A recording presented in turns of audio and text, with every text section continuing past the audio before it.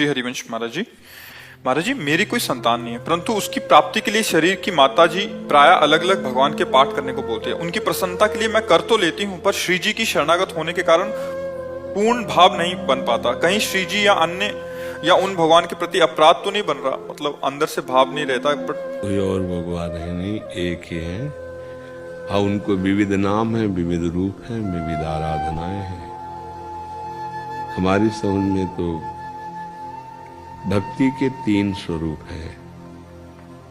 एक है वैधि, एक है गौड़ी और एक है अनुरागात्मिका। वैधि भक्ति में शास्त्र विधान के अनुसार भक्ति की जाती है। गौड़ी भक्ति में भगवान की किसी एक नाम रूप की प्रधानता, ऐश्वर्य महिमा, भगवान ऐसे, भगवान ऐसे। और अनुरागात्मिका भक्ति में मेरे लाडले, जैसे अपने वृंदावन की उपासना, बांके बिहारी लाल राधा वल्लभ। यहाँ भगवान नहीं बोलेंगे बांके बिहारी भगवान की जय, ऐसा नहीं बोला जाता। बांके बिहारी लाल की जय, राधा रमण लाल की जय, राधा वल्लभ लाल। इस अनुरागात्मिका भक्ति में फिर दूसरों न कोई, मेरे तो गिरधर गोपाल। इसमें सिद्धांत नहीं है कि हम किसी अन्य वासना या कामना की पूर्ति के लिए किसी और के आगे हाथ भी जोड़ दें।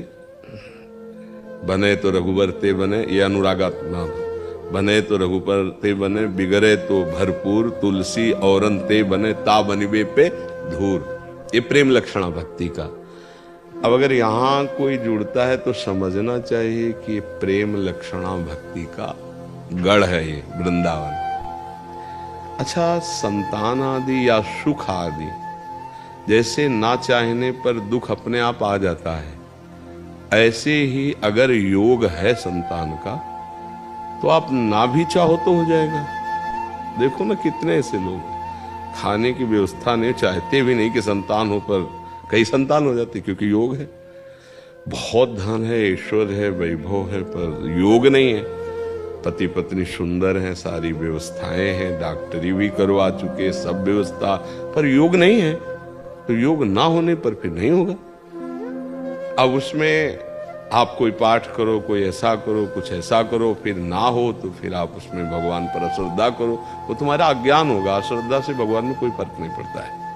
श्रद्धा करोगे तो तुम्हारा मंगल हो जाएगा। अगर योग नहीं है तो कुछ भी किया जाए संतान नहीं हो सकती। जैसे श्रीमद् भागवत में कथा आती है कि आत्मदेव नाम के ब्राह्मण के पास खूब ऐश्वर्य संपत्ति सब थी। पत्नी थी जिनका नाम धुंधुली था। अब पति ने बहुत साधना की, दान पुण्य किया, बड़े विद्वान थे वो, तो सब अनुष्ठान किए, लेकिन संतान नहीं हुई। और हार करके इस बात में जल करके कि अब जाके जंगल में मैं आत्महत्या कर लूंगा, मेरे तो संतान है ही नहीं। तो जंगल में गए तो देखा सन्यासी जी आ रहे थे, तो उनके चरणों में गिर पड़े, रोए बहुत। भगवान, मैं तो यहाँ शरीर ही छोड़ने आया था, क्यों चिंतित हो तुम? बोले संतान हमारे नहीं। तो उनका, मैं योग देख रहा हूं तुम्हारे भाल में, संतान की रेखा नहीं। तो उनका, महाराज अब हम तो जिएंगे नहीं अगर संतान नहीं मिला। तो उनका, भाग्य में रेखा नहीं है संतान की, मान लो सुखी हो जाओगे। बोले नहीं महाराज हम तो उन्होंने तपोबल से एक फल प्रकट किया और दिया कि अगर अपनी पत्नी को खवा दोगे तो गर्भवती हो जाएगी, बढ़िया संतान होगी, पर तुम्हारे है नहीं भाग्य में संतान ही होगी। फल दे दिया। फल लेके गए, अपनी पत्नी से कहा ऐसा है। उसने कहा हम खा लेंगे, विश्वास में दे दिया। और उसने अपनी बहन को बुलाया और कहा कि हम तो कभी गर्भ धारण नहीं किया, तुम्हारे तो कई बच्चे हो गए, बड़ी पीड़ा होती होगी प्रसव के समय, 9 महीना पेट में धारण करना, फिर हम कुछ खा नहीं पाएंगे। और कई तरह की कल्पना करके अपनी बहन से कहा कि तुम एक काम करो, तुम गर्भवती हो, मैं नाटक करूंगी गर्भवती का, और जहां संतान हो तो मुझे दे देना और मैं तुम्हें पैसा दे दूंगी, और तुम ये अपने पति को कह देना कि संतान मर गए। ऐसे। और परीक्षा के लिए इस फल को हम गाय को खवा देते हैं, तो गाय को वो फल खवा दिया। अब वो समय से जब उनकी बहन के लड़का हुआ तो वैसे ही नाटक पूरा हुआ, पैसा उधर चला गया उधर। अब ये हुआ कि आत्मदेव ब्राह्मण के पुत्र हुआ, बड़ी खुशी हो गई। अब उसने अपने पति से कहा कि पूर्व में संतान ना होने के कारण मेरे वक्षा स्थल में दूध नहीं है, मेरी बहन के लड़का हुआ तो वो पधार गया, तो अगर उसको हम सेवा के लिए बुला लें तो बढ़िया रहेगा। तो बुला लिया, वो बढ़िया बात बन गई, क्योंकि बहन थी। वो इधर समय आने पर गाय के पुत्र हुआ, तो कान भर गाय के, और बड़ा ही तेजस्वी, क्योंकि ऋषि का फल। अब देखो भाग्य में पुत्र नहीं, ये तो नहीं हुआ ना। और आत्मदेव को लग रहा है कि मेरे पुत्र हो गया। अब वो दुराचारी इतना बाल्यावस्था से खेलते हुए बालकों को कुएं में डाल दे, और जब जवान हुआ तो फिर पिटाई शुरू की अपने माँ की और पिता की, सबकी। मार मार के एक बार तो इतना माँ को मारा कि वो प्राण त्यागने के लिए कुएं में गिरी और मर गए। बड़ा अत्याचार। वो तब गोकर्ण जी से, वो बड़े शांत और शास्त्र ज्ञानी, आत्मदेव जी ने प्रार्थना, बेटा मेरा कल्याण कैसे होगा, मैं तो फंस गया पुत्र मोह में, और ये धूर्त ऐसा पुत्र पैदा हुआ। तो उनका पिताजी, भगवान का आश्रय लो, लोक धर्म का त्याग करो, संतों की समाज में बैठो तो तुम्हें पता चलेगा जीवन का लाभ क्या है। धर्मम भजस्व सततम त्यज लोक धर्मान, सेवन सदा साधु पुरुषं जहि काम तृष्णाम, अन्यस्य दोष गुण चिंतन मास मुक्त्वा, सेवा कथा रसमहो नितराम पिबत्तुम। ये उपदेश किया। वो गए और भगवान का चिंतन करते हुए उनका, अब ये घोर पापाचारी पाप करके फिर वैश्याओं के संग उनके प्रभाव से मरा भूत बना। तो उसी के लिए गोकर्ण जी ने भागवत की कथा करे। तो नहीं हुआ ना पुत्र, सब पूरा नाटक रच दिया गया, लेकिन नहीं हुआ उनसे, क्योंकि भाग्य में नहीं था। हमें लगता है कि हम अपने इस बात को अंदर से जानते हुए कि हमारे भाग्य में यदि संतान होगी तो हो ही जाएगी, और नहीं है तो फिर नहीं होगी, ये पक्का है। तो होगी तो श्री जी से, प्रियालाल से, और अगर इनसे नहीं होगी तो फिर किसी से भी नहीं होगी।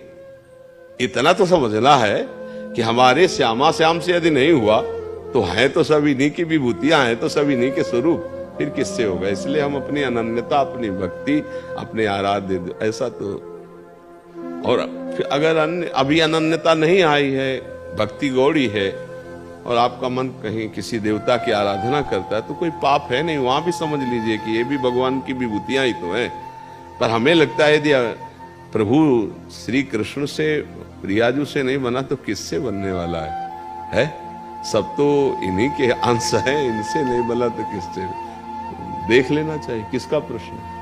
हाँ, देख लेना चाहिए, विचार पूर्वक देख लेना चाहिए। यही हम इनसे कह देते हैं, हमारे भी आपने सब संतुष्टि कर दी थी महाराज जी जी, तो हमारी पत्नी के भी नहीं है जी, इनसे भी हम यही कह देते हैं जी, श्री जी को जब देना होगा जी, तो दे देंगे, जी। नहीं तो स्वयं आ जाएंगे। हमारे इसमें श्री जी की सेवा में कई ऐसे परिवार हैं जिनकी संतान नहीं हुई, आजीवन के लिए अब ब्रह्मचर्य लेकर खूब भजन साधन और प्रभु को अपना मान लिया, जीवन कृतार्थ हो गया। समझो, अगर हमारे पास संतान नहीं तो भगवान ने कर्तव्य से बचा दिया, प्रपंच के कर्तव्य। अब हम परम कर्तव्य में लग जाएं, दोनों पति पत्नी, खूब नाम जप करें, खूब भजन करें, भजन करके भगवान को प्राप्त कर लें, सब कुछ हो गया। जिसको भगवत प्राप्ति हो जाती है वो सब ऋणों से मुक्त हो जाता है। देव ऋण, ऋषि ऋण, मातृ ऋण, पितृ ऋण, एकादश स्कंद में भगवान वर्णन करते हैं। हाँ, अगर कुछ उपाय आदि करने से तो गृहस्थी धर्म है, अच्छा है, लेकिन उपाय के बाद भी यदि सफलता नहीं तो राजी रहना सीखो कि भाई अब हमारे प्रारब्ध में नहीं है, अब नहीं है तो फिर क्या उपाय किया जा सकता है। तो उसको धैर्यपूर्वक सहना चाहिए। फिर अन्य उपाय नहीं करना चाहिए कि हम इधर से उधर से, फिर वो वही धुंधकारी वाली बात। हाँ, उसमें क्या होगा कि जैसे आपकी संतान है तो आपके अंश से पैदा है, आपका स्वभाव, माता पिता का रूप और स्वभाव जाता है पुत्र के ऊपर, पहचाना नहीं जाता। तुम उनके लड़के हो क्या? बोले क्यों? बोले आकृति मिलती है और देखो डीएनए भी मिलता है, नहीं मिलता, और स्वभाव, आचरण, माता पिता का ढांचा पुत्र के ऊपर आता है ना, पुत्र या पुत्री संतान के ऊपर, उससे गुण भी आते हैं। अब वो कहाँ से प्रकट हुआ, उसके क्या संस्कार हैं, उसके क्या गुण हैं, वो आएगा तो धुंधकारी जैसे बहन का लड़का आया, आतंक मचा दिया, क्या क्या लीलाएं। तो हमें लगता है कि हमारे भाग में पुत्र सुख नहीं बदा है, तो नहीं बदा है। अगर जबरदस्ती करोगे तो हो सकता है कि फिर आपका जीवन क्लेशमय हो जाए, आनंद छूट जाए। इसलिए भगवान को अपना मान लो, जो मानो इनको, तो पुत्र मानो तो भी राजी है, पिता मानो तो भी राजी है, भगवान तो बहुत करुणामय है। इन्हीं को अपना मान के फिर भजन करे, क्योंकि जब प्रारब्ध में नहीं है तो फिर भजन करे, भजन से भगवत प्राप्त। और देखो जिनके पुत्र हैं उनके लिए विमाने थोड़ी आ रहे हैं भाई लड़का है तो विमाने गली में रोते घूम रहे कि हमारे लड़के ने सब कुछ लिखवा लिया और घर के बाहर कर दिया आपको। आए बहुत से लोग तो महान दुखी हैं। हाँ तो संतान से दुखी। हाँ तो इसीलिए नाम जप करो। अच्छा, संतान हुई, कुमार्गामी हुई, जेल गई, पूरा जीवन जलता है माता पिता, ये क्या पूरा माता पिता जीवन भर जल।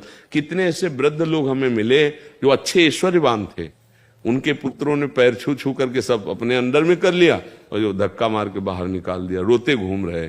तो जरूरी नहीं कि पुत्र प्रकट होगा तो सुख ही देगा, और अगर विधान में सुख है, पुत्र सुख है, तो बिना प्रयास के हो रहे हैं। रोकना चाहे तो नहीं रुकेंगे। अगर 4 संतान 5 जो भी होना हो जाएगा। देखो ना गांव में, देखो ना, खाने को नहीं 4-4 लड़के हैं। तो हमें लगता है भगवान के आश्रित रहे और जैसे प्रभु हमें रखे हमें राजी रहना चाहिए। इधर उधर ज्यादा परेशान नहीं होना चाहिए, नहीं उसमें धोखा भी हो सकता है, जीवन अशांत भी हो सकता है।